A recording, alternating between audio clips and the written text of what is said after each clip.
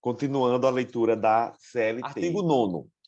Serão nulos de pleno direito os atos praticados com o objetivo de desvirtuar, impedir ou fraudar a aplicação dos preceitos contidos na presente consolidação.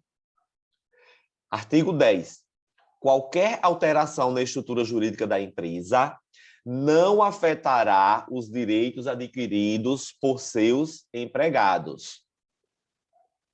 Artigo 10-A, inserido pela Lei 13.467 de 2017.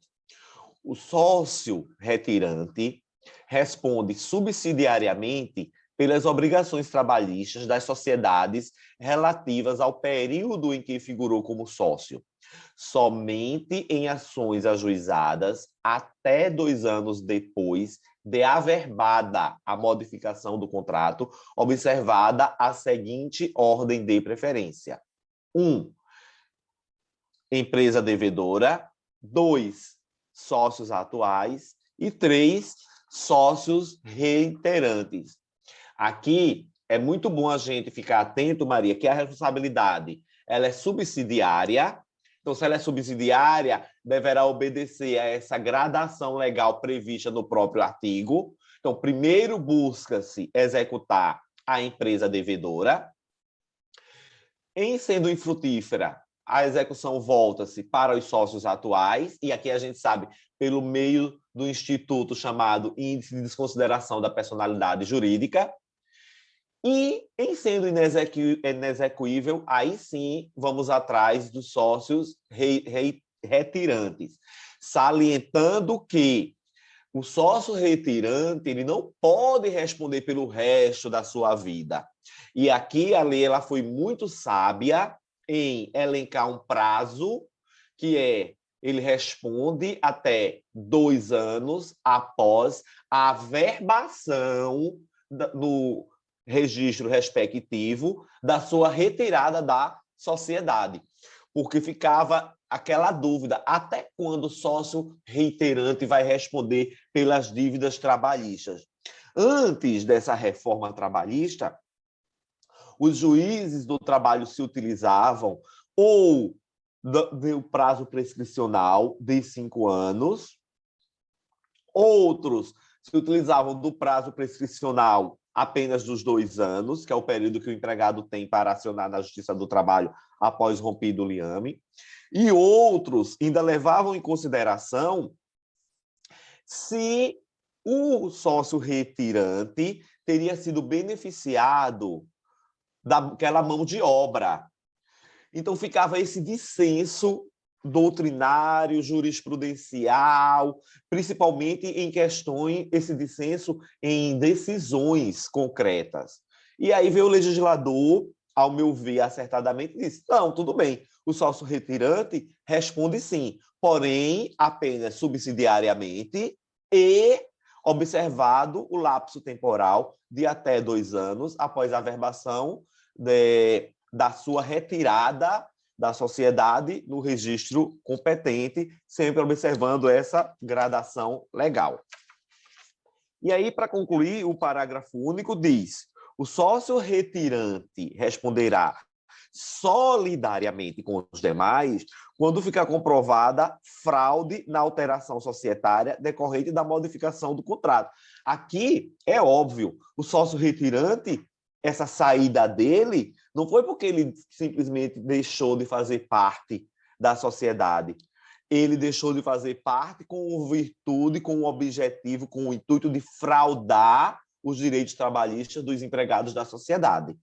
Então, a princípio, vai ser uma responsabilidade subsidiária que se tornará solidária se ficar comprovada a fraude, né? E aqui, lembrando que esses artigos que falam sobre fraude são a base da coordenadoria específica de fraudes trabalhistas, né? Principalmente o artigo 9º, que fala de qualquer ato praticado com o objetivo de desvirtuar, impedir ou fraudar. Então, muitas coisas cabem aqui no artigo 9º.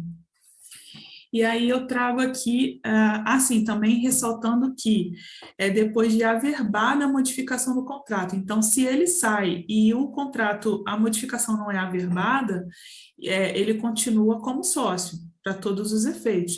Por isso a importância da juntada do contrato social, do estatuto, na defesa, né, na contestação, porque se precisar de uma desconsideração de personalidade jurídica, vai considerar o contrato como está, e claro, também é possível buscar informação na junta comercial, mas também é importante que o próprio réu colabore com essa informação correta, né? Então, tem que ser averbada, senão não conta. Aí eu trago aqui uma questão de 2008, que trata de renúncia e transação, que eu acho que vale a pena a gente analisar. A primeira assertiva falava assim: o direito do trabalho não admite a renúncia pelo trabalhador antes, durante e após o rompimento do contrato de trabalho. A resposta do professor: renúncia é um ato unilateral que recai sobre o direito certo e atual. Por exemplo, o empregado conquistou o direito de férias após 1 ano de trabalho e abriria mão, renunciaria, desse direito já conquistado, o que não é válido no direito do trabalho. Em razão do princípio da irrenunciabilidade, são raríssimos os casos de renúncia de direito na área trabalhista. Um exemplo de renúncia prevista em lei é o pedido de transferência para outra cidade feito pelo dirigente sindical. Nesse caso, perderá o direito à estabilidade, que no caso seria a garantia provisória, né? E outro exemplo previsto na jurisprudência do TST, renúncia ao aviso prévio, quando comprovado que o empregado já possui outro emprego. E há doutrinadores que ainda defendem a possibilidade de renúncia durante a audiência judicial na presença do juiz. Portanto, excepcionalmente é permitida a renúncia. Lembrando que quando a gente faz um acordo judicial, um acordo trabalhista para encerrar um litígio, a gente não está ali renunciando aos direitos trabalhistas, tá? A ideia é que a gente converte em pecúnia e aí no valor específico é que a gente abre mão em prol de um objetivo final, que é encerrar o processo, tá? É uma forma da gente defender a irrenunciabilidade dos direitos trabalhistas e ainda assim permitir o acordo, que, na verdade, facilita tudo para todo mundo, né? O judiciário fica com menos processo, o empregado recebe logo e finaliza aquela questão, e a empresa também consegue ficar adimplente. B. Somente será passível de transação lícita parcela juridicamente não acobertada por indisponibilidade absoluta, independentemente do respeito aos demais requisitos jurídico-formais do ato. É importante pontuar aqui a diferença entre renúncia e transação. Transação é quando ambas as partes abrem mão, cada uma um pouco do seu direito, em prol de um objetivo final, que é o acordo, o encerramento do litígio. Outra coisa é a renúncia, em que uma parte só fica prejudicada e a outra se dá bem, né? Então, o professor comenta aqui que os direitos disponíveis consistem em direitos cujos interesses são meramente particulares. Já os direitos indisponíveis são marcados pela forte intervenção estatal, pois há interesse público envolvido, como é o caso do direito do trabalho. Então, o direito do trabalho continua sendo privado, mas ele tem uma forte intervenção estatal por se tratar de direitos indisponíveis. Assim, a transação recai sobre direito duvidoso, ou seja, disponível, e requer um ato bilateral das partes, concessões recíprocas. Na transação, há direitos disponíveis cujos interesses são meramente particulares. C. De acordo com o entendimento uniforme do Tribunal Superior do Trabalho, o direito ao aviso prévio é irrenunciável pelo empregado. O pedido de dispensa de cumprimento não exime o empregador de pagar o respectivo valor, salvo comprovação de haver o prestador de serviços obtido novo emprego. Aqui é interessante diferenciar que o aviso prévio ele é devido tanto pelo empregado quanto pelo empregador. Quando devido pelo empregado, o empregado tem que cumprir. Se ele não cumprir, ele vai ser descontado. E aí, lembrando que a compensação na seara trabalhista não vai ultrapassar, né? Não é que o empregado necessariamente saia devendo, mas ele pode vir a não receber verba resilitória, porque ele pediu para sair e deve o aviso prévio.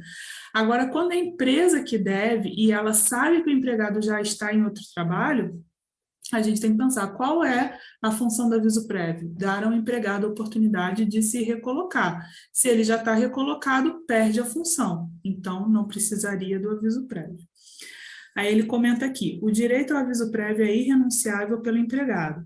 O pedido de dispensa de cumprimento não exime o empregador de pagar o respectivo valor, salvo comprovação de haver o prestador de serviços obtido novo emprego.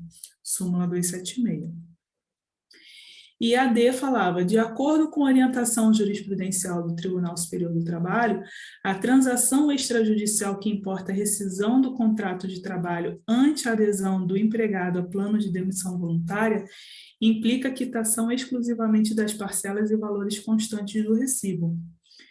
Aí ele comenta aqui que a transação extrajudicial que importa a rescisão do contrato de trabalho ante a adesão do empregado a plano de demissão voluntária implica quitação exclusivamente das parcelas e valores constantes do recibo, conforme a orientação jurisprudencial número 270. Então, por que é importante a gente estudar esses casos de renúncia e de transação? Porque se tiver algo diferente do que é permitido, cai no artigo 9º, que é fraude trabalhista. E aí, Maria, aproveitando essa questão dessa diferenciação que tu estás fazendo sobre renúncia e transação, Godinho ele fala dos direitos trabalhistas de indisponibilidade absoluta e de indisponibilidade relativa. E aí ele diz que quando se trata da indisponibilidade relativa, existe a possibilidade dessa renúncia. Por exemplo, horas extras. Você, empregado, trabalhou 2 horas extras. O que é que o empregador deve fazer? Ou remunerar essas 2 horas extras com um acréscimo de, no mínimo, 50%, tal qual estatuído pela Constituição, ou, se houver um acordo prévio, ainda que tácito, compensar essas horas extras. Entretanto, por se tratar de um direito de indisponibilidade relativa, o empregado ele pode renunciar tanto a receber o acréscimo legal mínimo das horas extras, quanto compensá-la. De outra sorte, como direito de indisponibilidade absoluta, ele trata a questão das férias. Ele diz que, como o objetivo das férias é fazer com que o empregado ele se desvincule do seu contrato de emprego depois de determinado lapso temporal, que é o período aquisitivo e dentro do período concessivo, visando exatamente aqui o empregado ele restaure suas energias, ele tenha maior sociabilidade com a sua família. Então, trata-se, pois, de direito de indisponibilidade absoluta e, desta forma, infenso à renúncia por parte do empregado. Eu acho muito bom esses exemplos que o Godinho traz, porque deixa muito patente o que pode e o que não pode ser renunciado pelo empregado, né? Nada obstante, como você disse, o direito do trabalho ser um direito de índole privada, mas ele tem muitas normas, ou melhor, quase a totalidade de suas normas é advinda da atuação heterônoma estatal. Isso é uma coisa que eu queria falar. A outra é reportando um pouquinho essa questão do artigo 9º da CLT, que fala das nulidades, né? Que ele diz, são nulos de pleno direito os atos praticados com o objetivo de desvirtuar, impedir ou fraudar a aplicação dos preceitos contidos na presente consolidação.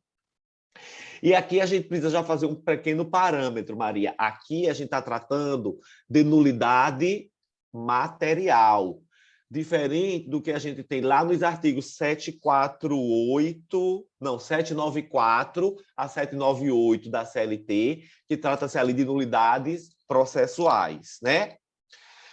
E aí é o seguinte, temos que ponderar também a apreciação do vício que ocorre no plano da validade dos negócios jurídicos.